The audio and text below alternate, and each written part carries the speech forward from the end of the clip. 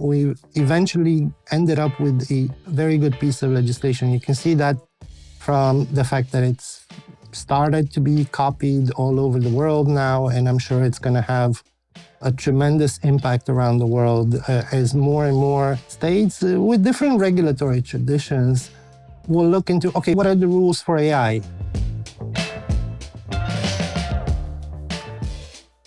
Dan, Nechita, it's great to have you on the show. Thanks, Adele. Good to be here. Happy to be on. Yeah, very excited to be chatting with you. So you are the lead technical negotiator for the EU AI Act. You also served as the head of cabinet for European Parliament member Dragos Tudorache. I really hope I pronounced that name correctly. So maybe to set the stage, with the EU AI Act officially coming into effect on August 1st, 2024, could you start by giving us a bit of an overview? What exactly is the EU AI Act? Why is it such a significant piece of legislation in the world of AI?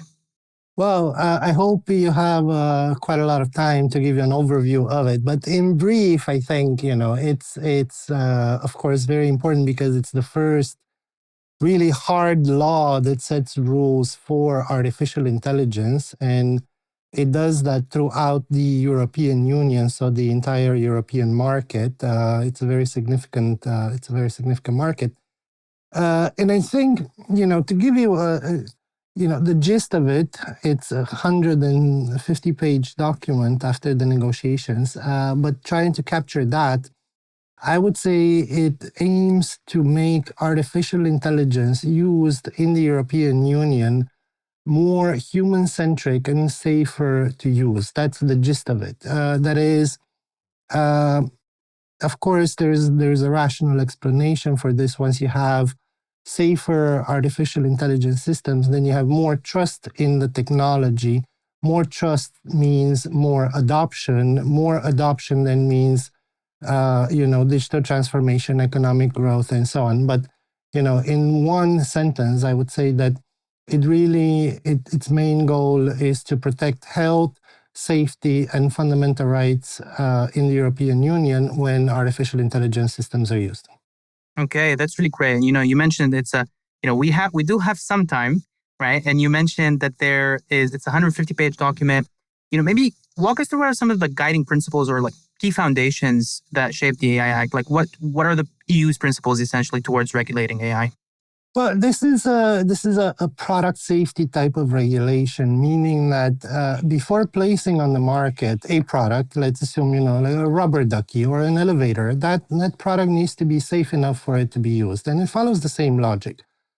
Now, for artificial intelligence, this is one of the first misconceptions that I have to go against when discussing the AI Act. For artificial intelligence, this is only for those systems that pose risks to health, safety, and fundamental rights. So basically, it's systems that could impact the lives and the rights of natural persons. And most of the rules, and we'll get to that a little bit later, I think, most of the rules there apply to those systems. It does, if you're thinking about an AI system used in agriculture to decide the quantity of water for tomatoes, the AI Act doesn't really impact that, doesn't have any obligations. It's really when you get into the systems that decide things for people that could impact their fundamental rights when the rules come into play. Okay, and that I think segues really well to my next questions, because I think how you classify risk in the EU AI Act is really important towards the type of regulation, protection set into place when it comes to that use case. So maybe walk us through the risk classification framework set out by the EU AI Act. How are AI systems categorized, and what are the implications here for both developers and users of these types of technologies, depending on the use case? Okay, so here I'll get a little bit more concrete. So from the broad picture to a more specific picture. The AI Act addresses, mainly high-risk AI systems, and we can call these, high risk because that's a denomination. We could also call them class 1 or class 2, or, it's a special category of systems. But it does address risk on a gradient, from unacceptable risk to no risk. And there are four, I would say, broad categories in which AI systems are being classified. The first one is unacceptable risk. For this, we use the most blunt instrument possible, which is prohibitions. And those, unacceptable risk from using AI systems is really something that we don't want in the European Union. It's contravening to our values. It really has no use in the European Union. For example, mass surveillance or social scoring, like we see in authoritarian states, that discriminates against everybody based on a social score. These types of systems are outright prohibited. There's a limited, and it's not really the systems; it's more the use in these scenarios that's prohibited. These are very few, of course, because prohibitions are very, very raw and blunt instruments. Then imagine, of course, the famous pyramid of risk. If this is the top, then the next layer would be the high-risk AI systems. And these are really systems that could impact health, safety, or fundamental rights in a significant way. So we're talking about systems dealing with biometrics. We're talking about systems used in critical infrastructure, in education, in employment, to make decisions about employment relationships, in law enforcement, in migration context, for example, in asylum seeking, in the administration of justice, in democratic processes. And these are rather discrete categories of use cases that were studied before and were identified as having potential risks to health, safety, and fundamental rights. Then as you move down, you have limited risk systems who are, or use cases that are not directly, necessarily posing a significant risk, but they could have an impact. For example, and these are fairly standard to explain, for example, chatbots and deepfakes, where of course it really depends how these are used. It's not that they have an inherent risk. But for those limited risk use cases, we found it appropriate to have some transparency requirements. That is, if you're chatting with a chatbot as an end user, you need to be informed that this is an AI system, not a person on the other end of your conversation.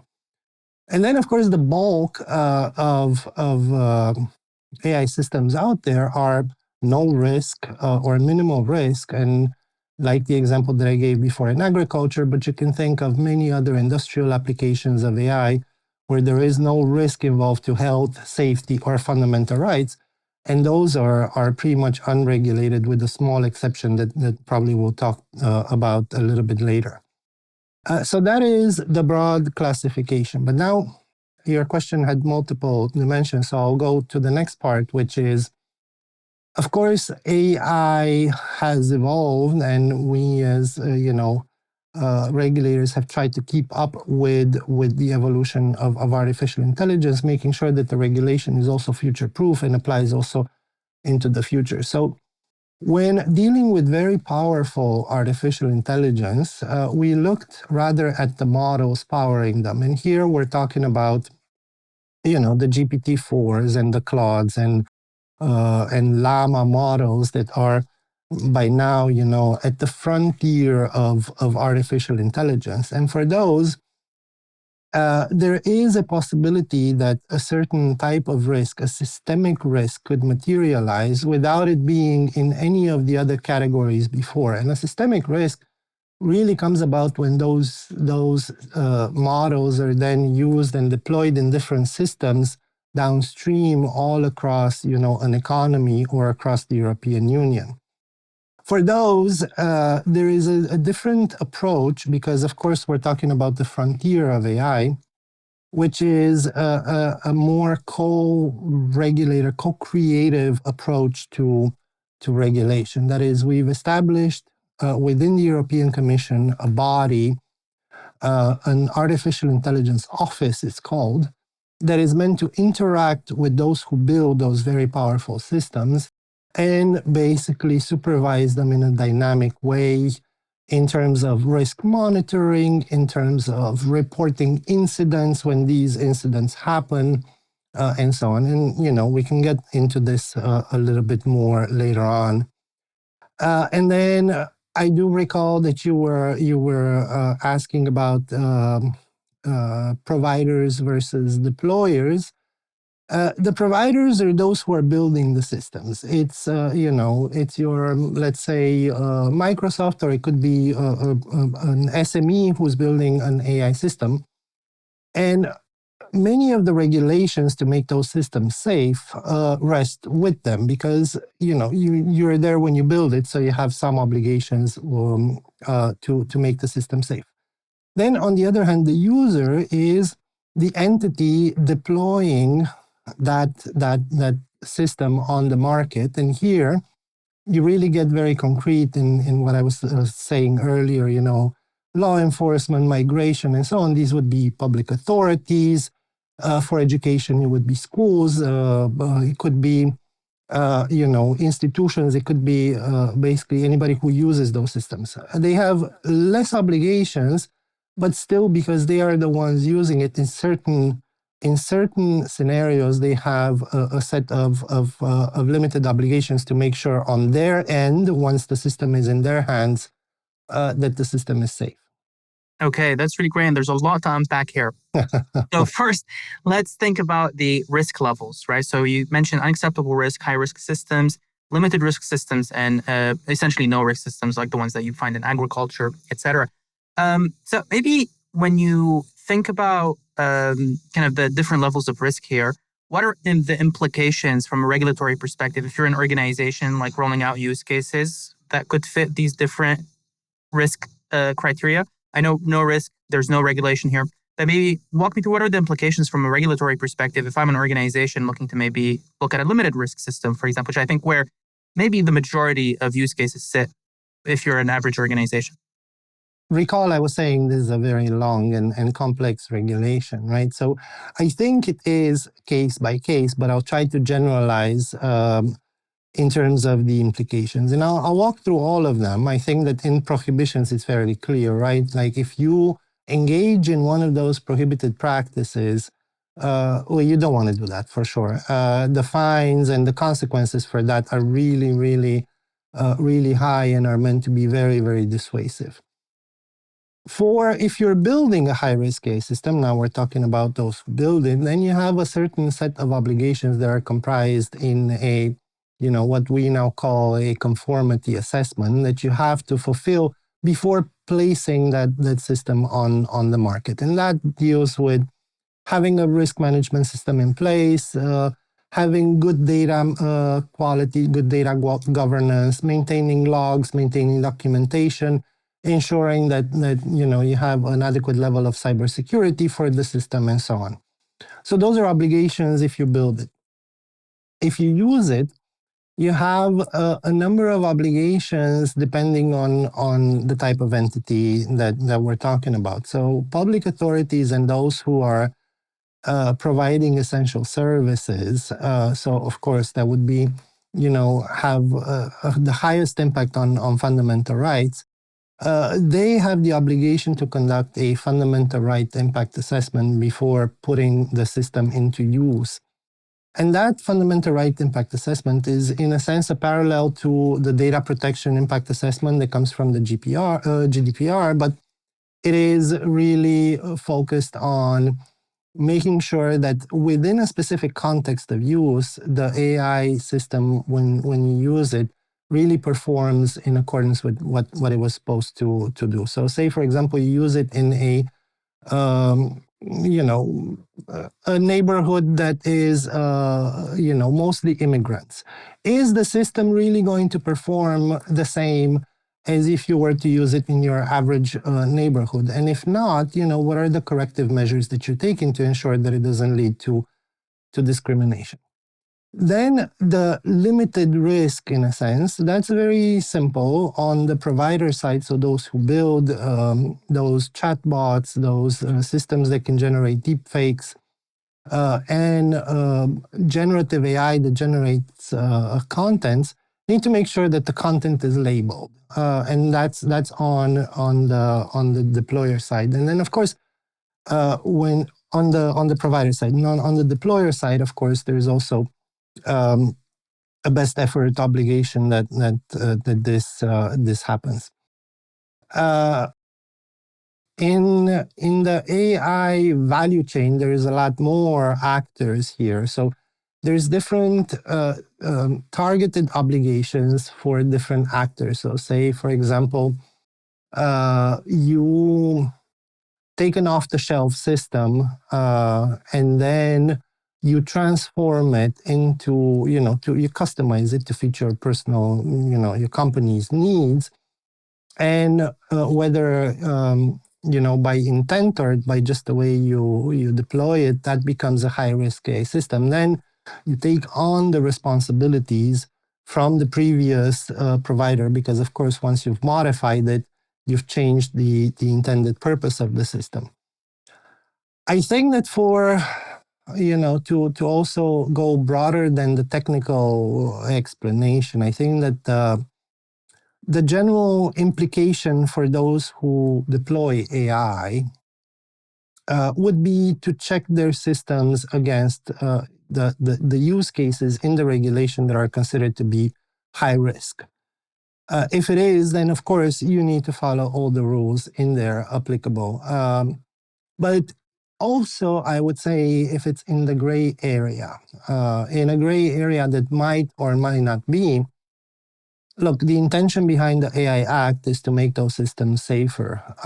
Safe means more trust. It means a competitive edge on the market. None of these are considered bad systems. It's just that they're made safer. So in the gray areas around those use cases, I think that the implication would be to try to get as close to conformity as possible. But that's, a whole nother story how to do that. Okay, that's that. We're definitely going to expand into that as well. I'm curious to see your point of view on what type of use cases classify under what type of risk. So I'll give you an example. If you're an organization that built with its data science team an internal data science model looking at customer churn, for example. So you're looking at customer data. It's meant to understand internally who is most likely going to churn from your service and who should we target with ads, for example. Because here you are using demographic data and usage data, but the application of it, like the end stream, is just targeted emails, for example. So how would you think about it from a level of risk, or how would this fit from a level of risk in the EU AI Act framework? It's a good example. And I'm sure that it's, there's multiple examples that are in this, in this category. I would say at first sight, is that by way of the AI Act, this is not a high-risk AI system. Now it really depends. It really depends the application. Where exactly are you doing that, and what kind of decisions are you making with that? And the easiest way is to check what is exactly, because there's a discrete list of use cases that are considered high risk. What is exactly the use of that particular AI system? So say, for example, your customers are students getting admitted into universities, right? And you let the AI system decide which student goes to which university, and that's your customer, right? It's the same AI system that you presented, only now you're using it in making decisions about assignment to different educational institutions. Now, in that case, it's a high-risk AI system. However, if you use it, for example, to target your shoe customers in your shoes, a shoe store, and you're selling running shoes, and you're targeting different customers based on the data using AI, in this particular case, it's not a high-risk AI system. So the algorithm itself is not necessarily what determines risk, like the impact that the predictions have at the end. Just to clarify, from a kind of how to conceptually think about it. Yes, exactly. So the whole regulation is based on the concept of intended use. This is not a perfect.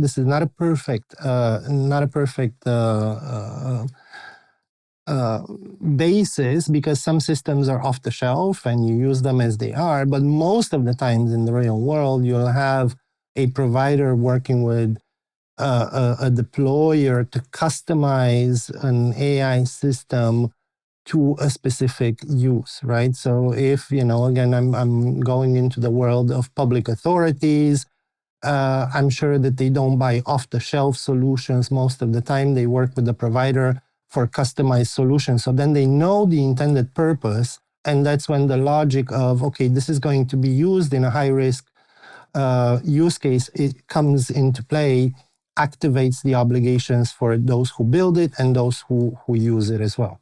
Maybe let's switching gears here, discussing. You also talked about general models. I found that very, very interesting. You do explain. I think you really well define here that there's a systemic risk with these general models. Think like the Claudes, the GPT-4os of the world, etc. Because they're inherently very dynamic. They're not mechanistic. They can create output that goes against the use case that they're trying to create, for example. And you mentioned that there's a kind of a co-regulation approach there.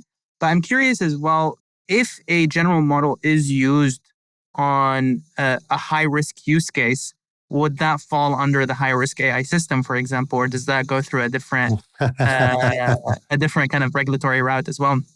Well, we struggled with that,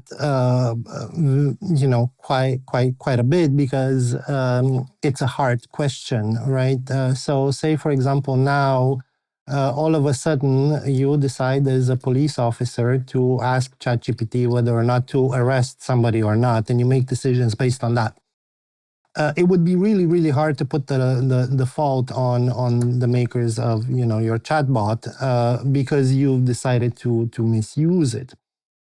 So the whole logic is addressed in the value chain, as I was explaining earlier. And we try to cover every single possible scenario by thinking of substantial modifications, including in the intended use. So, for example, if one takes a general purpose model and customizes it for a specific use case that is high risk, then the responsibility rests with the person or with the entity that customized that for the high risk use case. Nevertheless, these were kind of hand in hand, because what if you are, fulfilling all of your obligations on one hand, but then your, original model is significantly biased towards women, for example. You cannot control that in your, fulfilling your responsibilities. So there are obligations for those. Now there are basically two providers to also cooperate in making sure that they fulfill the obligations based on whoever can do what in the set of obligations. And it gets, when we get into discussions about models, and especially the general purpose models, there are a set of obligations that apply to all of them, which are fairly light touch, but that are meant to help this, division of responsibilities along the value chain. So, for example, even if they're not a model with systemic risk, general purpose AI models above a certain size need to maintain good documentation and to pass it down to those who then further integrate them into their systems. They also need to comply with current copyright provisions, for example, when building their models. And then when you get to the really, really powerful models, the ones with systemic risk, and so this is before anybody takes them and uses them, they need to do model evaluations, including adversarial testing. They need to have a system for incident reporting in place, and they need to work, with the commission to report these serious incidents. And I think cybersecurity makes sense in a way, right? Especially if you're talking about very powerful model deployed in the whole economy. So we really tried hard to disentangle whose responsibility is what.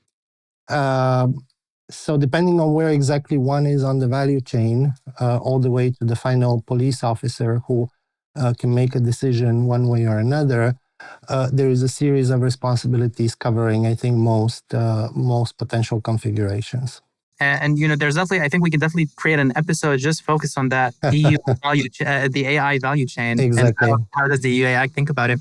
But I want to switch gears, maybe discuss a bit the organizational requirements for the EU AI Act. I think a lot of organizations now, okay, the EU AI Act came into force in August.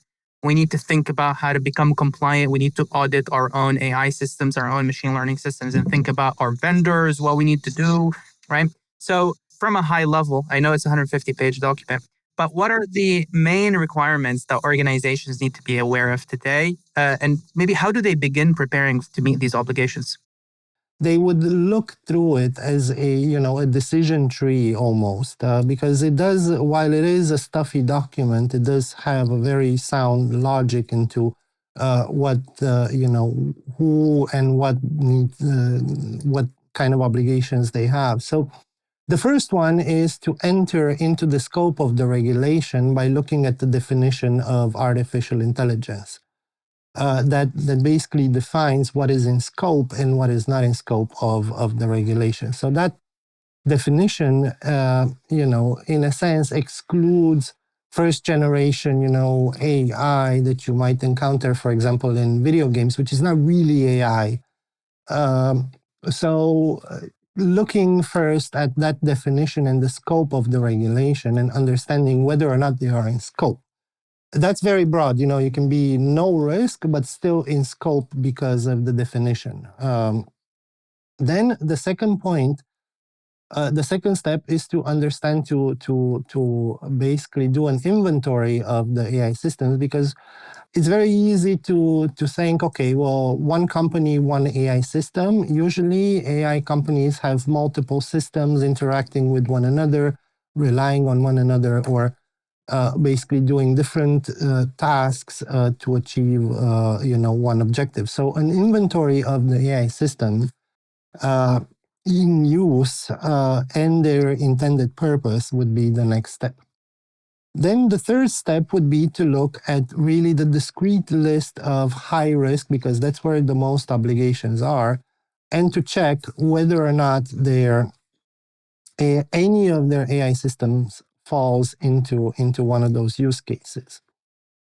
And these are, while I say discrete, they are not discrete to the level of explaining every single potential use case, but they're rather discrete categories with discrete use cases, but that could encompass a wide range of potential, individual applications. So looking at that list. Then, of course, this is a risk-based regulation, so we tried to narrow down even those categories to make sure that we don't inadvertently burden companies with regulatory obligations if they do not pose a risk to health, safety, and fundamental rights. So there are a number of exemptions, even for those who fall in that category. So for example, if the AI system is used in a preparatory or literally a small task in that particular category, but it doesn't necessarily is not the main deciding factor, and there might be an exemption for that. And then finally, after determining, okay, am I in the high risk category? I'm assuming nobody is, as of now, building privately a mass surveillance AI to discriminate against the entire population of the union. So I'm not going to spend much time on the prohibitions. But based on where that system falls, whether it's a high risk or it's a limited risk, and that's very very clear. It's deep fakes, it's chatbots, and it's AI generated content. So depending on that, then that's fairly simple to go to the very concrete obligations. So it's a decision tree getting to exactly where each system falls. Then, of course, the same kind of logic also applies for those who deploy those systems, going through that logic and understanding. Is this AI system that I'm deploying on the market in the high risk category? Then, as a deployer, what are my obligations here? As the market moves more and more, especially in the startup world and so on, are building models that are general purpose. And for those, it's also a decision tree. First one is my model above 1 billion parameters? That's like an entry point to approximate what would qualify as a general purpose AI model. If not, then no obligations here probably apply. Though, of course, there's always some interpretation, especially in the gray areas around that particular number. Then if so, moving on, is my model potentially a model with systemic risk? And that probably applies to the future models that the top 5-10 companies, building AI will develop. I don't think it applies to a lot of those. And maybe to interrupt here, sorry, you could have a small model that also poses systemic risk if it's really good enough from an intelligence perspective. Indeed. And I will go back to what I was saying about the complexity of this. We have foreseen that as well. So recall that the AI office interacts with the market to supervise those models who could pose systemic risks. And indeed, the AI office has a certain discretion based on data and on a number of parameters or conditions that we put in the regulation to designate a model as posing a systemic risk. Because even the different outputs of the models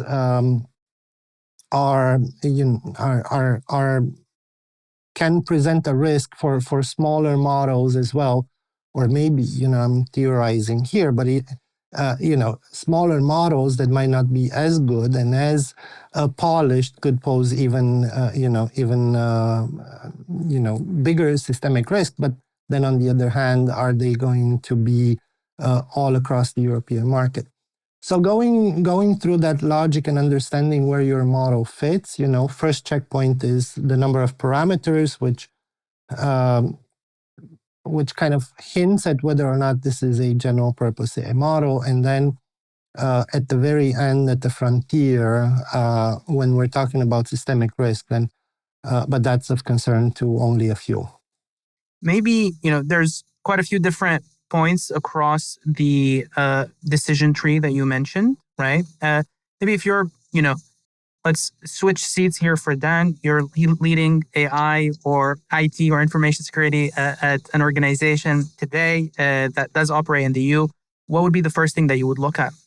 So I'm leading it. I'm building something. I'm building an AI. You're not building it. You're, let's say you're a large pharmaceutical company or something along those lines, using AI within your operations, right? Like, what's the first thing that you would look at? I think it's the same logic as before, but I will take the opportunity to go into, medical devices and other products that are regulated separately by European law, but also intersect with AI. So I would follow the same logic, see if I'm using AI by the definition, see if it's high risk, see if it's, really a key component in those use cases, and then I would follow the rules there. Or if I'm deploying it, again, seeing what the obligations are for deployers. I will take the opportunity to talk a little bit about the intersection with other products that have AI embedded in them, because we also took that into account. And there, you have products such as medical devices, for example, that have AI, in them, for which you have two different distinct universes. One, the AI as a standalone system that is embedded somehow into another product. Then the rules of standalone systems apply, everything that we've discussed so far. On the other hand, if the AI comes as part of that product as a safety component, that is also classified as high risk. Then the rules here also apply, but, and there is a big but, because it's trying to not overburden the market with regulation. Most of those products that are already regulated, they're regulated because they could pose threats to health or safety. And therefore, they have rules of their own to prevent that. And they have conformity assessments of their own. Sometimes these conformity assessments are even more stringent than the ones in the AI Act. So we have tried throughout to make sure that these work hand in hand. They're complementary, not duplicating the type of responsibilities and obligations one has.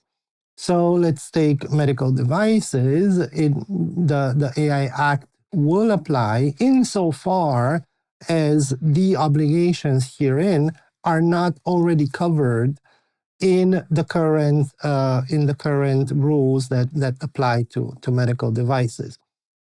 What that means is it could be that most of them are already covered because they were foreseen. What I think the AI Act brings a little bit more outside the product safety regulation is this component of fundamental rights. So while health and safety has been, a priority in terms of European regulation, technology and fundamental rights, until we dealt with AI was, it's an emergent question, because before, a linear algorithm, you know exactly what it's going to output. You can't expect it to discriminate. You can look at the code and see exactly what it does. So I do expect that even those who are already regulated will have, an additional set of obligations derived from the AI Act, and we had foreseen that, but we have tried to simplify the process as much as possible so that it's not dual, duplicating the obligations, but rather making sure that they're comprehensive. Yeah, I love how there's complementarity between different regulations depending on the area. Because you mentioned, for example, limited risk systems, something like deepfakes could fit in there. But if you're using deepfakes to defame someone or libel someone, libel law will kick in here. Yeah, Is that correct? Yeah. Perfect. So maybe one last question when it comes to requirements, right? And this is still a bit loosely defined.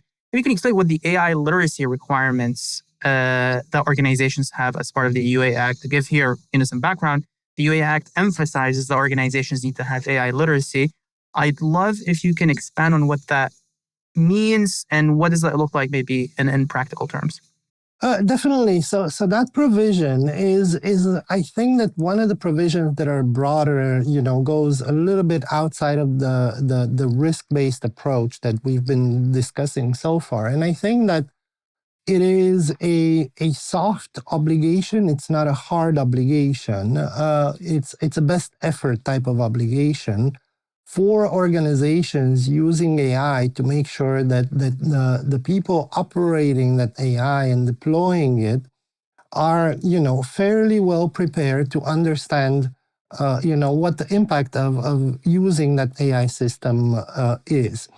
So it is less about understanding, let's say, machine learning, but rather having the literacy to understand that it could go wrong, that it could make biased decisions, that it could discriminate, and that there is a natural tendency to be over-reliant on machine outputs.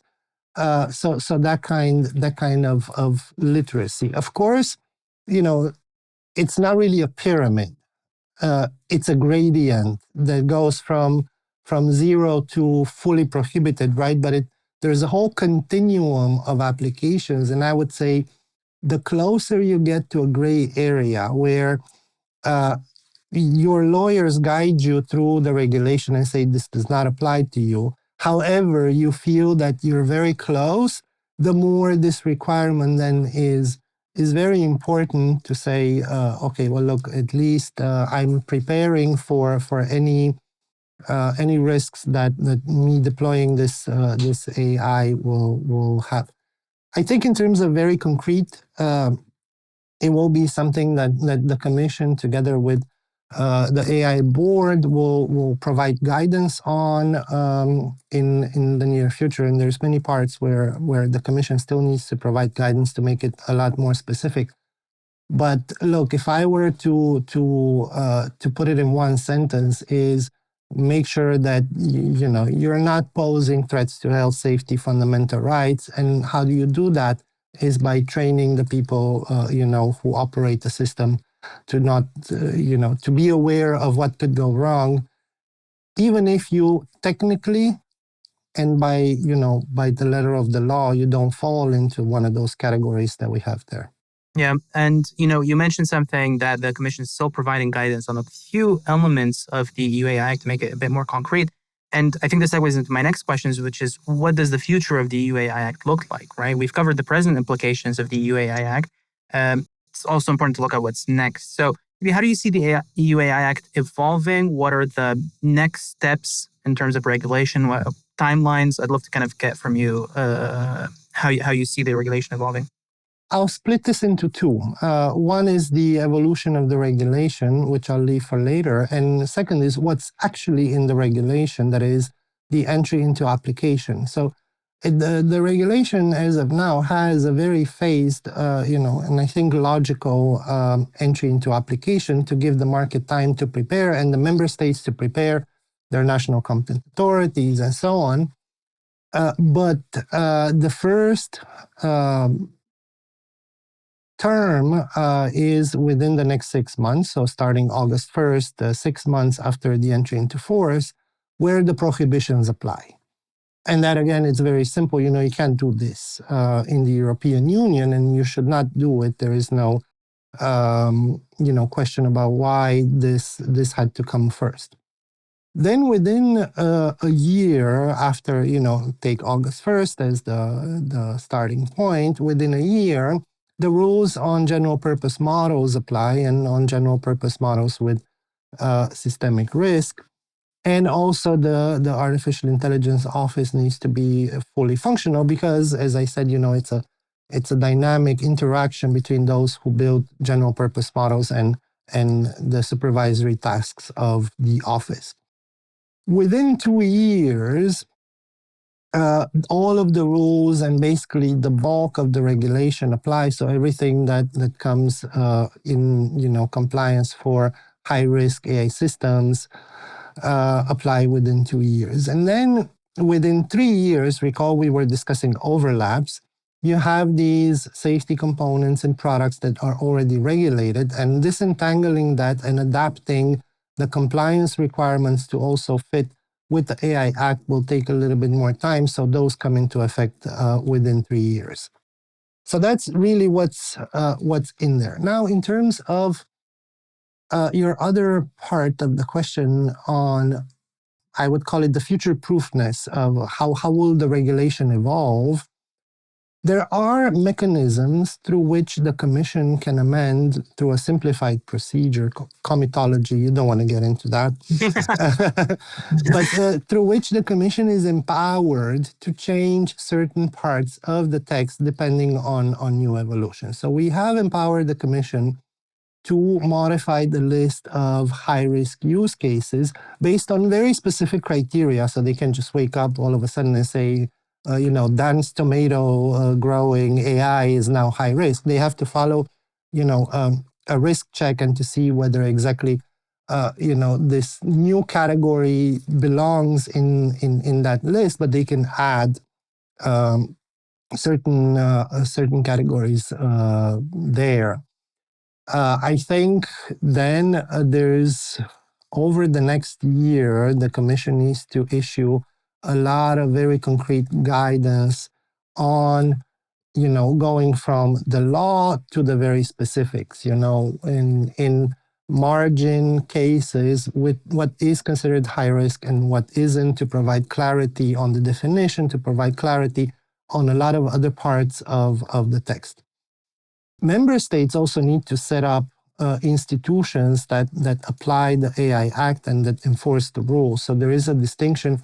Most of the rules will be enforced by member states. So everything dealing with high-risk systems will be enforced at the member state level. So member states need to have a national supervisory authority in charge of this. And then, of course, as we were discussing, governing more powerful AI will be done at the European level. So I think that there's still a few moving parts, but I think that there's enough guidance in the regulation itself to understand where this is going. So the difference will be, between two companies, one falling under, one not falling under at the margin. But even so, being compliant with many of the requirements here is first good practice. And second, it gives everybody a competitive advantage saying, even globally saying, okay, my product is compliant with this regulation. I appreciate the education here. I feel much more empowered to talk EU law with my EU bubble friends in Brussels. But maybe a couple of last questions while we still have you here, Dan. I want to understand maybe the process of creating the UAI Act. This is quite an interesting experience, to say the least. It's been years in the making, and you're leading the effort. You're negotiating with member states, with organizations, technology providers, regulatory bodies. Can you share some insights maybe on the challenges and successes you've encountered along the way? What's the biggest lesson you've learned? Maybe building one of the biggest legislation in technology history. So yeah, I'd love to understand here. Wow, what a long answer I have, but maybe I'll spend a minute explaining how this comes into being, because I think it is useful. That maybe I can share some of the challenges as well. So at the European level, the European Commission, sort of imagine it like a government of the European Union. Don't directly quote me on that, because there's a distinction. But the European Commission is the one that proposes regulation. However, to sign on to the regulation, it is really the Parliament and the Council who are basically the co-legislators. The European Commission proposes a regulation. It goes to Parliament and to Council. Then Parliament and Council, Parliament is member states' representatives elected democratically, directly, and sent to the European Parliament. And Council is where the member states are directly represented as member states. Parliament, separately from Council, negotiates internally the changes it wants to bring to a certain piece of regulation. Council does the same. So now you have three versions, one that was initially proposed, one of the Parliament, one of the Council. When this process is done, the three institutions meet together, and the co-legislators, that it's Parliament and Council, try to come to an agreement on the final text. Of course, the Commission acts as an honest broker, of course, a very vested honest broker, since they have proposed the regulation in the first place.